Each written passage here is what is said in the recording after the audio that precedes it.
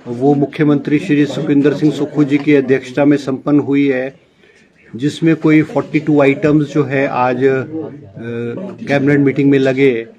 और ये cabinet meeting जो है लगभग ये कैबिनेट मीटिंग चली है। बहुत सारे इश्यूज में जो है इसमें जो है फैसला लिया गया है। जैसा कि मुख्यमंत्री जी ने अपने बजट घोषणा पत्र में कहा था कि जो हमारे जो पैराफिटर्स है आईपीएच डिपार्टमेंट में, जिनकी कैबिनेट ने मंजूरी दी है ताकि जो है वनों की रक्षा की जा सके। और इसके अलावा एक नई स्कीम लॉन्च की है मुख्यमंत्री जी ने, वन मित्र के रूप में हिमाचल प्रदेश के हर फॉरेस्ट बीट में एक मौके को रखा जाएगा। उसकी जो सिलेक्शन का क्राइटेरिया होगा, वो जो पैरामीटर्स है और जो क्वालिफिकेशन है, वो लगभग ऐसा होगा कि वो इक्विवेलेंट टू जो गार्ड की होगी वो होगी।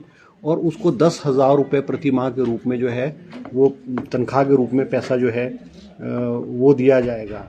इसके अलावा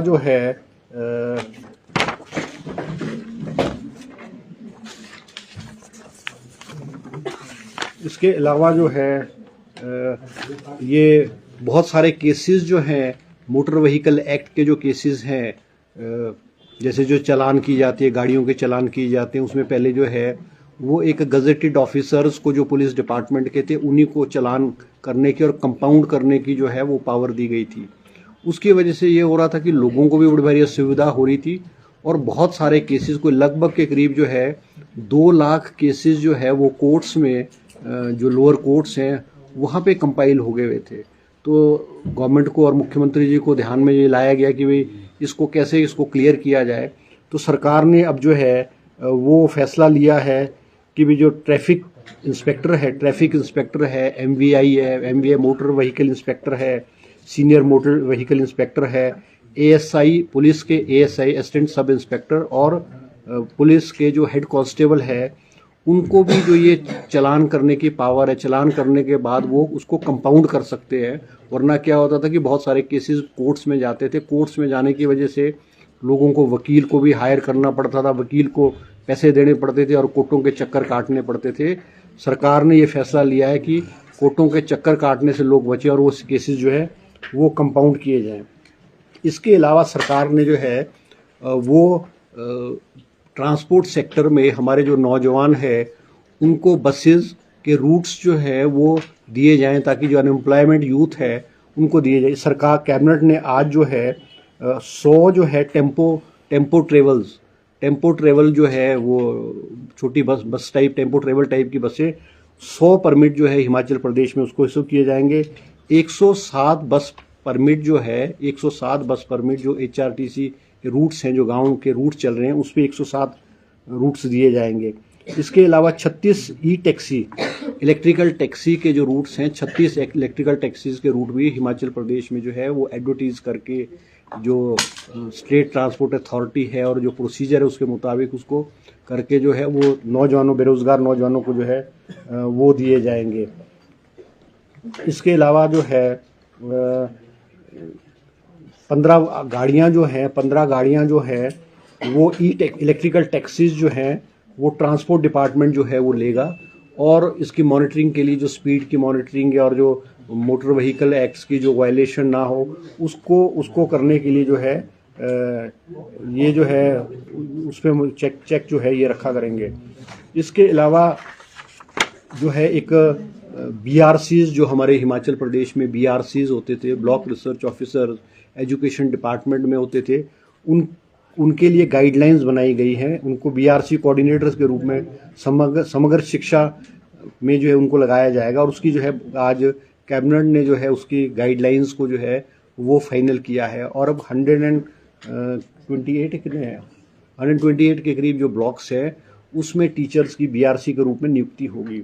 इसके अलावा मुख्यमंत्री जी को कुछ इंडस्ट्रियलिस्ट जो है जिनके लेड के यूनिट्स थे, लेड से संबंधित उनका रॉ मटेरियल था, उस पे पिछली कैबिनेट में 50 पैसे प्रति यूनिट, 50 पैसे पर kilo AGST additional good carried by road tax लगाया गया था।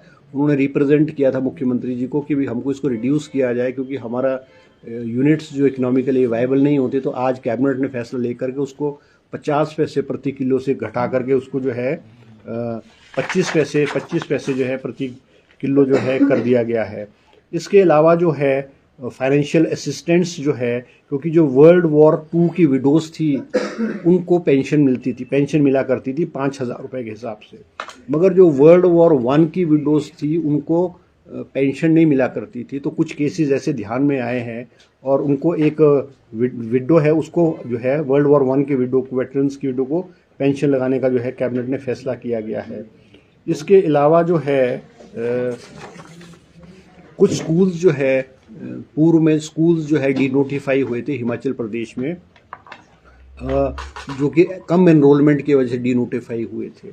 तो सरकार ने आज कैबिनेट ने फैसला किया कि एजुकेशन डिपार्टमेंट ने वो नई एनरोलमेंट, क्योंकि इन स्कूल्स की एनरोलमेंट बढ़ी है, वो उनको दोबारा से खोलने का फैसला किया है, जिनमें government primary school Khalog, government primary school Kulah district Chamba में और government primary school Balgrah Kullu ज़िले में है। इसके अलावा 3 प्राइमरी स्कूल और 1 हाई स्कूल जो है वो कांगड़ा ज़िले में जो है उसको भी दोबारा से खोलने के लिए सरकार ने जो है फैसला लिया गया है।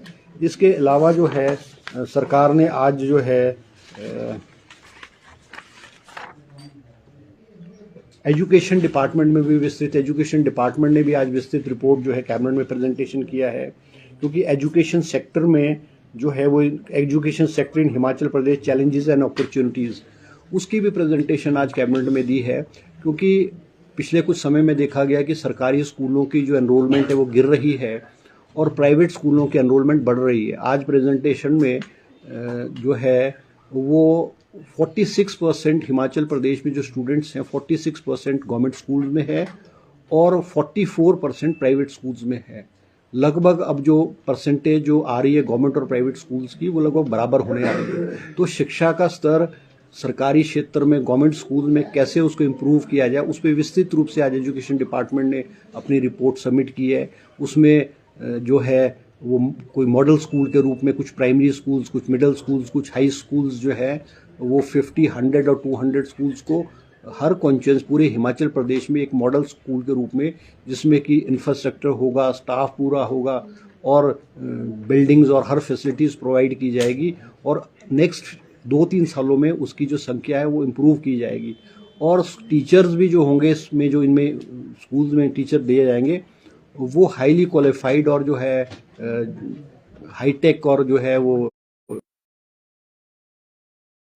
क्लासरूम्स जो होंगी वो आईटी वाली क्लासरूम उस लेवल के, उस पर जो विस्तृत रूप से चर्चा उस तरह पे चर्चा की गई है। इसके अलावा मुख्यमंत्री जी ने जो है वो अभी हाल ही में जो आपदा आई है उसमें फैसला लिया है कि ग्रामीण क्षेत्रों में जैसे बहुत सारे लोग बेघर दी जाएगी, दो विषय दी जाएगी। इसके अलावा एक जो अटल प्लानिंग एरिया जो है रोड के किनारे, उसको भी सारे का सारे को अब इसको पूरा जो है अटल प्लानिंग एरिया जुरिडिक्शन में जो है उसको मर्ज कर दिया गया है।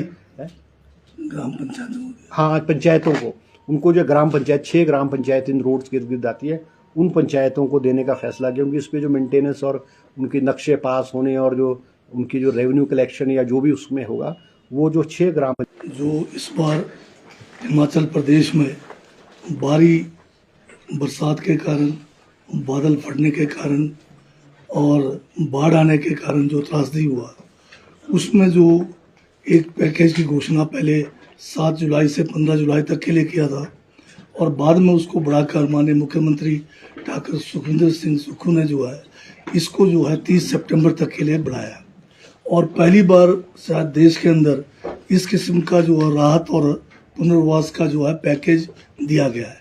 जो नॉर्म्स है, नियम है राहत के, वो बहुत कम है, खासकर जो मकानों के लिए है। जो पक्के मकान जो ढह जाते हैं, पूर्ण रूप से क्षतिग्रस्त होता है, उसके लिए केवल 1,30,000 रुपये देने का प्रावधान है, परंतु जिससे जो है कि हमारे 3,000 के करीब जो लोगों के मकान पूरी तरह क्षतिग्रस्त हुआ है उनको बहुत बड़ा जो है राहत मिलेगा। साथ में जो आंशिक रूप से मकान जो नष्ट हुए हैं उसके लिए भी केंद्र सरकार से पक्का और कच्चे को मिलाकर बहुत कम राशि है, जो 6,000 रुपये से भी कम है। इसको भी बढ़ाकर जो पैकेज दिया गया, स्पेशल पैकेज, इसमें 1 लाख रुपए किया गया है। तो इससे भी जो है लोगों को 13,000 के करीब जो लोग इसमें अफेक्टेड हैं उनको बहुत ज़्यादा जो है राहत मिलेगा। साथ में जो ज़मीन किसी की बह गई है उसके लिए मामूली जो है पैसा मिलता था, इसको प्रति बीघा जो है 10,000 रुपये देने का फैसला जो हुआ है उस पर भी आज कैबिनेट ने जो है इस पर अपनी जो है सहमति दे दी है।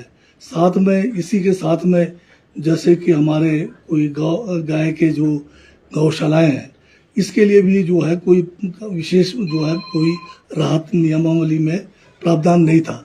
इसको भी बढ़ाकर जो है इसमें 50,000 रुपये जो है प्रति जो गौशालाएं जो नष्ट हुआ है उसको भी जो है देने का फैसला हुआ है। और इसी तरह से जो फसल नुकसान है वो प्रति बीघा जो है 3,000 रुपये देने का है।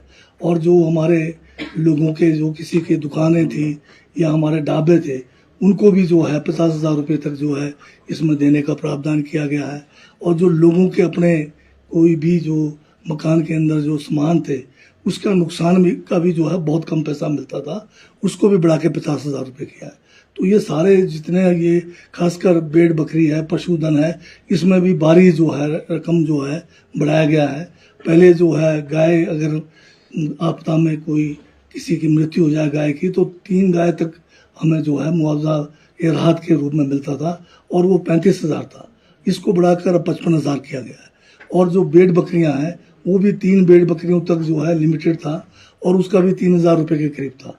अभी भेड़ बकरियों का जो है 6,000 रुपये प्रति भेड़ या बकरी का है और इसमें कोई लिमिट नहीं रखा गया है।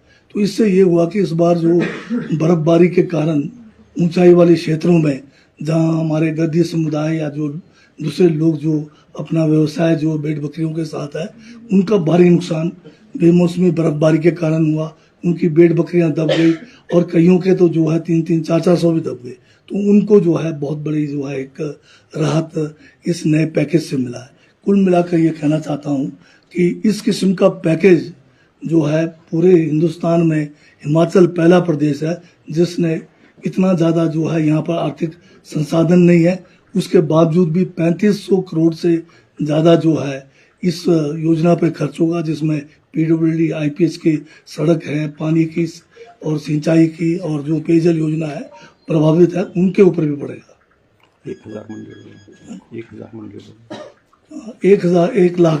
1 लाख रुपए जो है इसमें मनरेगा का स्कीम के तहत भी जो है देने का फैसला हुआ है, जिसमें बहुत सारे नहीं हजारों जो है लोग जो प्रभावित है उनको मनरेगा का जो 1 लाख का जो स्कीम मिलेगा उससे भी उनको जो है बहुत ज़्यादा फायदा होगा। धन्यवाद। ठीक है जी, थैंक यू जी, थैंक यू।